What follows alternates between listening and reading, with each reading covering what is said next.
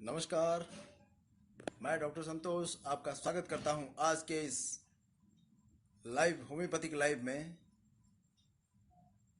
हर रविवार को मैं ये लाइव करता हूं, आप सब लोग जानते होंगे 10 बजे के बाद, क्योंकि कुछ गरीब लोग, कुछ ज़रूरतमंद लोग दवाइयों का फ़ायदा उठा सके। मेरे जो भाई मेरे इस लाइव में अभी आकर उपस्थित हुए हैं, मैं उन सब का मैं स्वागत करता हूं।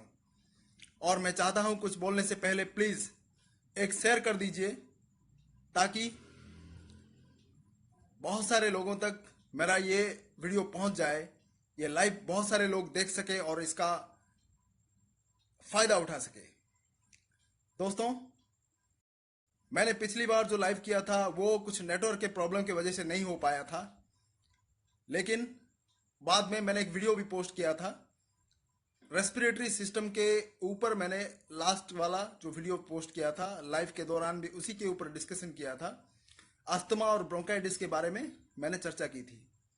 तो मेरे जो भी भाई मेरे देख रहे हैं यहाँ पर, प्लीज़ शेयर कर दीजिए इस वीडियो को, ज़्यादा से ज़्यादा शेयर कर दीजिए।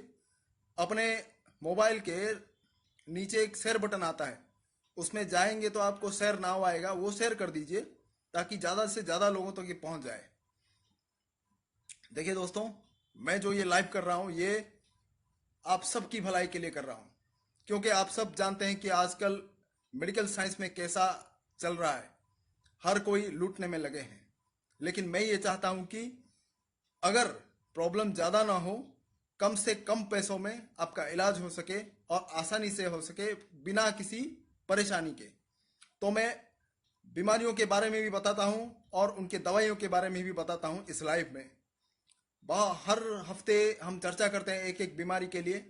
और आज मैं पिछले बार हमने छोड़ा था रेस्पिरेटरी प्रॉब्लम, ताकि अस्थमा और ब्रोंकाइटिस के बारे में जो मैंने पिछली बार कहा था उससे कुछ आगे करेंगे हम। तो दोस्तों, मैं पिछले बार के जो वीडियो में मैंने बताया था उससे थोड़ा आगे जाता हूँ।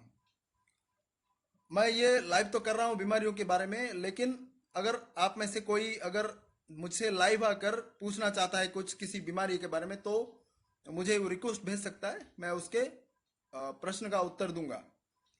तो भेज सकते हैं मुझे अपना जो लाइव के लिए जो रिक्वेस्ट है वो भेज सकते हैं, मैं उनका जवाब जरूर दूंगा लाइव में। तो मैं कुछ रिपीट कर देता हूँ, कुछ जो पिछली बार मैंने कहा था उसको रिपीट कर देता हूँ, थोड़ा इंट्रोडक्शन दे देता हूँ, उसके बाद मैं दवाइयों के बारे में बताऊंगा। दोस्तों प्लीज़ शेयर कर दीजिए। पिछली बार हमने बात कर रहे थे हमारा जो रेस्पिरेटरी प्रॉब्लम्स है, श्वास संबंधी प्रॉब्लम्स है, जैसे कि अस्थमा हुआ या ब्रोंकाइटिस हुआ, सांस के लेने का तकलीफ होना या खांसी होना, उसके साथ साथ इसको श्वास संबंधी जो प्रॉब्लम होता है वो बहुत सारे कारण मैंने बताया था, जैसे कि एलर्जी कंडीशन हुआ, धूल के वजह से हो, वो आपने किसी पुराना किताब या कपड़े निकाले हो तो वो एलर्जी कंडीशन होता है, या फिर छौंक लगा तो रांधने के समय, हमारा जो कुकिंग करते समय, तो उसके वजह से भी जो छींक के आते हैं, उसके बाद बाद खांसी आ जाता है, फिर सांस लेने की तकलीफ हो जाती है, वो एलर्जी कंडीशन होता है। दूसरी चीज़ है खाने पीने के कुछ प्रॉब्लम के कारण भी हो सकता है, जैसे दही खा लिया, पका हुआ केला खा लिया, ऐसा कुछ लोगों, आइसक्रीम खा लिया, ठंडी चीज़ें जैसे कोल्ड ड्रिंक से आइसक्रीम, ऐसे कुछ करने के बाद भी कुछ लोगों को वो तकलीफ की शिकायत, वो तकलीफ हो सकती है। और दूसरी चीज़ है कुछ लोगों का फंक्शनली होना, जैसे कि हमारे बहुत सारे प्रैक्टिकली लिखा गया है कि कुछ लोगों को स्किन डिजीज होता है, एक बार वो बाहर किसी ऑइंटमेंट लगाकर उसको दबा देते हैं तो वो अंदर जाकर वो अस्थमा हुआ या फिर छींक, काशी, इस तरह का कुछ बीमारी के लक्षण दिखाई देते हैं। तो जनरली बहुत सारे कारण हो सकते हैं इस रेस्पिरेटरी प्रॉब्लम्स के।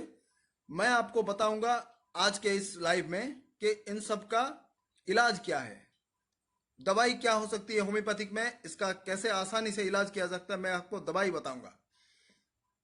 दोस्तों, दवाई बताने से पहले मैं चाहता हूं आप लोग शेयर कर दीजिए एक एक। शेयर करने से पहले मैं आपको फिर से एक चीज बताता हूं, अगर आप में से किसी को भी, जो लोग मेरे इस लाइव को देख रहे हैं, किसी को भी कुछ सवालात पूछने हो रेस्पिरेटरी प्रॉब्लम्स के कारण रिलेटेड हो, या बहुत सारे मेरे दोस्तों ने मुझे कमेंट्स बॉक्स में भी पिछली कई वीडियो में पूछा है। किसी ने बच्चों की हार्ट के प्रॉब्लम्स के बारे में पूछा, किसी ने दांत की प्रॉब्लम के बारे में पूछा, किसी किसी ने हेयर फॉल के बारे में भी कुछ सवालात पूछे। तो आप कमेंट बॉक्स में हो या फिर लाइव आके मुझसे कुछ सवाल पूछना चाहे तो पूछ सकते हैं, मैं उनका जवाब दूंगा। तो मुझे इनवाइट करें लाइव आके, तो मैं उनका इनवाइट रिक्वेस्ट जो है वो एक्सेप्ट करूंगा और वो लाइव आ सकेंगे मेरे साथ और मुझसे वो सवालात पूछ सकते हैं, ताकि उन जैसे लोगों का, अगर किसी को दूसरे बहुत सारे लोगों का तकलीफ हो तो वो एक बार में जवाब जा सके। तो अगर एक एक बार एक एक इंसान दूंगा तो वो शायद प्रॉब्लम होगा। अगर वो आ जाए तो लाइव में मेरे साथ डिस्कशन करें तो मैं जवाब दे दूंगा और वो बहुत सारे लोग देख सकेंगे। अ, तो भाइयों, मैं बताना चाहूंगा अभी दवाइयों के बारे में। जो रेस्पिरेटरी प्रॉब्लम, जो अस्थमा और ब्रोंकाइटिस है, होम्योपैथिक दवाई क्या ले सकते हैं आप, आसानी से अवेलेबल है, जो कि आप आसानी से मिल सकता है, आप उससे छुटकारा पा सकते हैं। इससे पहले कि दवाइयाँ बोलूँ, मैं आपको फिर से याद दिला दूंगा, प्लीज शेयर कर दीजिए, एक शेयर कर दीजिए ताकि बहुत सारे लोगों तक ये पहुंच जाए। तो हम बात कर रहे थे दवाइयों के बारे में। होम्योपैथिक का अस्थमा के तौर पर बहुत अच्छा इलाज है। देखिए, एलोपैथिक की बात मैं पहले बता देता हूँ। एलोपैथिक में जब ऐसे कुछ प्रॉब्लम आते हैं तो उनको कुछ दवाइयाँ दी जाती है, जैसे कि आपका लिवोसेट्रिजिन मोंटेलुकास हुआ। ये बहुत ही आम दवाई है, बहुत ही कॉमन दवाई है जो हर किसी को दी जाती है। और दूसरी चीज हुआ एजिथ्रोमाइसिन हुआ, आपका सेफिक्सिम हुआ, ऐसे कुछ एंटीबायोटिक से वो यूज करते हैं। एमोक्सिक्लैब हुआ, ऐसे कुछ एंटीबायोटिक से वो यूज करते हैं। उसके साथ साथ आपके अगर बुखार हुआ तो पैरासीटामोल, सिनारिस्ट वगैरह भी कुछ लोग यूज करते हैं। उसके साथ साथ अगर ये अस्थमा और ब्रोंकाइटिस की शिकायतें अगर ज्यादा होती है तो डेरिफाइलिन की भी इंजेक्शन देते हैं। और जब अस्थमा और ब्रोंकाइटिस बहुत ही सीवियर हो जाता है, सांस लेने में बहुत ही तकलीफ होते है, तो आपको कुछ स्टीरॉयड का इंजेक्शन भी दे देते हैं, जैसे कि आपका मोनोकोट हुआ, डेफ्लाजाकोट हुआ, ऐसे कुछ स्टीरॉयड का इंजेक्शन भी देते हैं, या मिथाइल प्रेडिनिसिलिन हुआ, ऐसे कुछ स्टीरॉयड का इंजेक्शन भी इमरजेंसी केसेस में देते हैं, ताकि सांस रुक ना जाए और आपको जिंदगी के लिए कोई खतरा ना हो। वो ठीक है। अगर ऐसे कंडीशन बहुत ही एक्यूट कंडीशन हुआ, बहुत ही सीरियस कंडीशन हुआ, तो आप इंजेक्शन डेरिफाइलिन का या फिर स्टीरॉयड का ले सकते हैं, लेकिन उसको कंटिन्यू मत कीजिए। मैं आपको बताऊंगा कुछ ऐसे इंपॉर्टेंट होम्योपैथिक दवाई जो आप यूज करके कंटिन्यूसली, अपार्ट फ्रॉम वो एलोपैथिक दवाई के साथ साथ आप यूज कर सकते हैं, ताकि आपको ये बीमारी से परमानेंटली छुटकारा मिल जाए। तो आप जो लोग लिखना चाहें वो लिख सकते हैं, मैं आपको बता दूंगा वो दवाइयों का नाम। अस्थमा और ब्रोंकाइटिस के लिए मैं आपको कुछ दवाइयों का नाम बताऊंगा। आप जो जो लिखना चाहें लिख सकते हैं, या फिर वीडियो को आप बाद में देख सके उसको लिख देना। तो पहली दवाई, जो सबसे इंपॉर्टेंट दवाई है अस्थमा और ब्रोंकाइटिस का, मैं बोलना चाहूंगा वो है आपका arsenic alb. Arsenic alb dilution होता है, आप किसी भी दुकान में मिल जाएगा आर्सेनिक आल्ब। और दूसरा हुआ इपेकाक। तो याद रख लीजिए, आर्सेनिक आल्ब और दूसरा हुआ इपेकाक, इन दोनों को दो दो बार लिक्विड की दवाई लेना, अल्टरनेटिव करके खाली पेट आप ले सकते हैं, ताकि आपको अस्थमा और ब्रोंकाइटिस संबंधित कोई भी समस्या हो, लॉन्ग टर्म के लिए आप यूज करेंगे तो उससे छुटकारा मिल जाएगी। आपको किसी किसी को सांस की बीमारी हो तो रात रात भर नींद नहीं आती, ये आप बहुत लोगों ने देखा होगा। रात रात भर वो सो नहीं पाते, सांस लेने की तकलीफ होती है तो उठ जाते हैं। तो उस कंडीशन में आपका एक अहम दवाई है पासीफ्लोरा क्यू। उसका मदर टिंचर आता है, टिंचर आता है उसका। पासीफ्लोरा जो पैशन फ्लावर है उसका रस आता है निकलकर, पासीफ्लोरा क्यू कहते हैं उसको। भी आप 30 से 40 ड्रॉप्स हर आधा घंटे या 1 घंटे बाद शाम को लेते रहना। तो 3-4 डोजेस में आपको अच्छी तरह नींद आ जाएगी और सांस लेने की तकलीफ में भी थोड़ा आराम मिल जाएगा। कुछ ऐसे टिंचर्स और हैं मैं आपको बताना चाहूंगा, जैसे कि 3 इंपॉर्टेंट सबसे है। वो पहला वाला हुआ आपका जो Blatta orientalis, ग्रिंडिलिया and lobelia.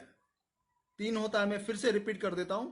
Blatta orientalis, ग्रिंडिलिया and lobelia, ये क्यू आता है, मतलब मदर टिंचर। इन तीनों को मिलाकर इक्वल क्वांटिटी में एक बोतल में रख लें, फिर उसको 30 ड्रॉप्स हर 3 घंटे में आप ले सकते हैं नॉर्मल पानी के साथ।